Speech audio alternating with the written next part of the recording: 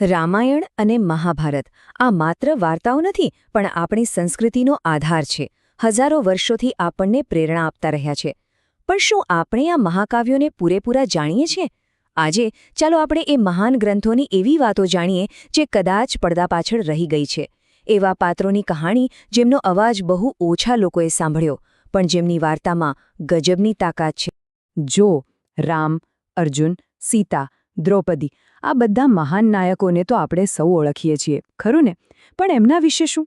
જેમનો અવાજ ક્યારેય સંભળાયો જ નહીં, એવા પાત્રો જે ક્યાંક વાર્તાના પડછાયામાં જ રહી ગયા, જેમણે ક્યારેક ચૂપ રહીને તો ક્યારેક અવાજ ઉઠાવીને પોતાનો ધર્મ નિભાવ્યો.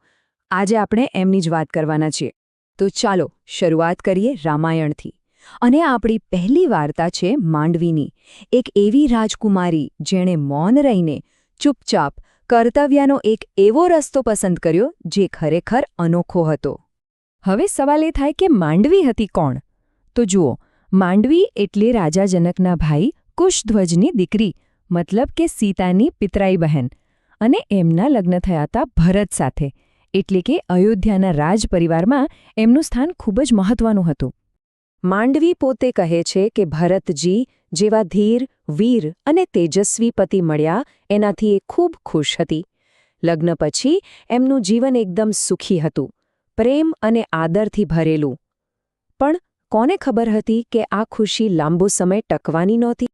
અને પછી બધું જ બદલાઈ ગયું. રામના વનવાસના સમાચાર જાણે વીજળીની જેમ ત્રાટક્યા. આખી અયોધ્યા શોકમાં ડૂબી ગઈ. જ્યાં હજી તો લગ્નના ગીતો ગુંજતા હતા, ત્યાં હવે માતમ છવાઈ ગયો. અયોધ્યાનું તેજ જાણે ઓલવાઈ ગયો. અને માંડવીના જીવનમાં એક તોફાન આવવાનું હતું. હવે આ વાત જરા ધ્યાનથી સમજવા જેવી છે. વિચારો, માંડવી શું કરી શકત? એ પોતાની સાસુ કૈકેયી સામે બળવો કરી શકત, પોતાના પતિ ભરત સાથે થયેલા અન્યાય માટે લડી શકત, એનો અધિકાર હતો. પણ ના, એણે એવું ન કર્યું. એણે પોતાના અંગત અધિકાર કરતાં રાષ્ટ્રધર્મને, રાજ્યની સ્થિરતાને વધારે મોટી ગણી. અને આ કોઈ એક બે દિવસની વાત નહોતી.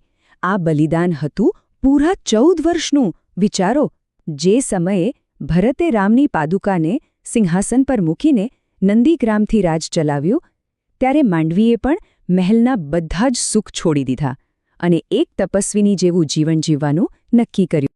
અને એણે એક પ્રતિજ્ઞા લીધી, એક મૌન પ્રતિજ્ઞા, કે જ્યાં સુધી ભરત સામેથી નહીં બોલાવે ત્યાં સુધી હું એક શબ્દ પણ નહીં બોલું.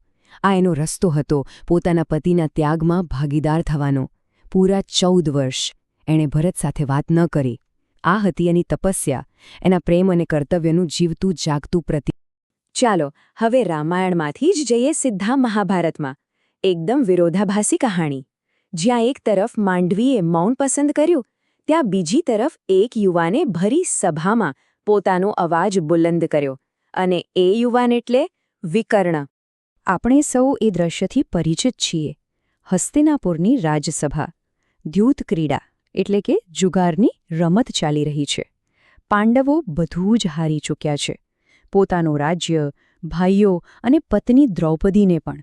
અને એ ભરી સભામાં એક સ્ત્રીનું ભયંકર અપમાન થઈ રહ્યું હતું. પણ સૌથી ચોંકાવનારી વાત શું હતી ખબર છે?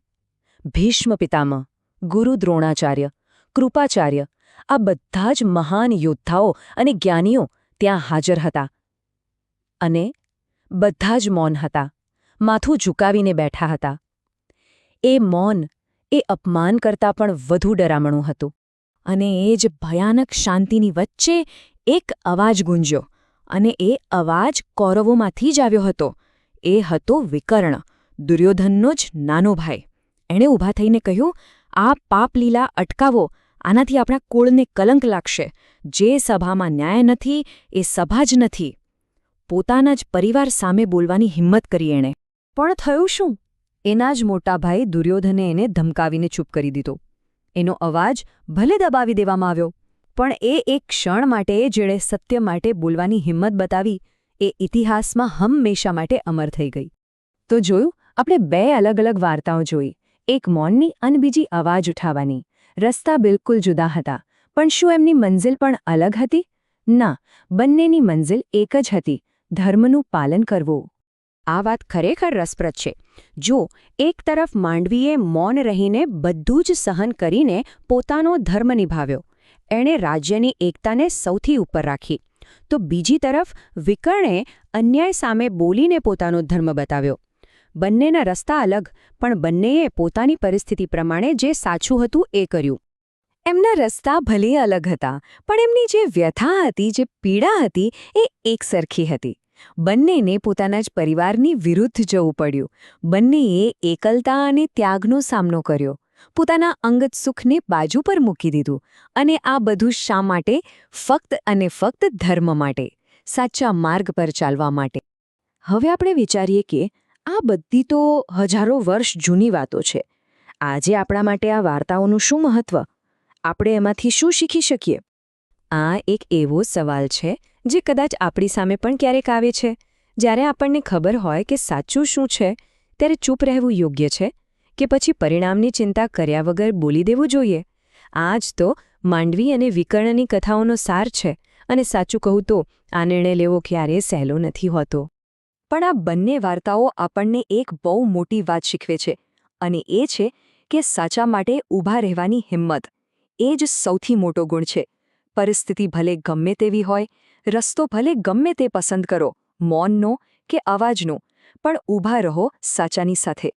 તો ચાલો આપણે સૌ આપણી જાતને પૂછીએ, જ્યારે સત્ય અને ખોટા વચ્ચે પસંદગી કરવાની હોય, ત્યારે સાચું નિર્ણય લેવા માટે કેટલી હિંમત જોઈએ? શું આપણામાં એટલી હિંમત છે? અને અંતમાં બસ આટલું જ યાદ રાખીએ કે મહાનતા જીતવામાં નથી. વિકર્ણ સભામાં જીત્યો નહોતો અને માંડવીએ તો 14 વર્ષની પીડા સહન કરી, પણ બંને મહાન છે. કેમ? કારણ કે તેઓ જીતવા માટે નહીં, પણ જે સાચું હતું એના માટે ઊભા રહ્યા હતા.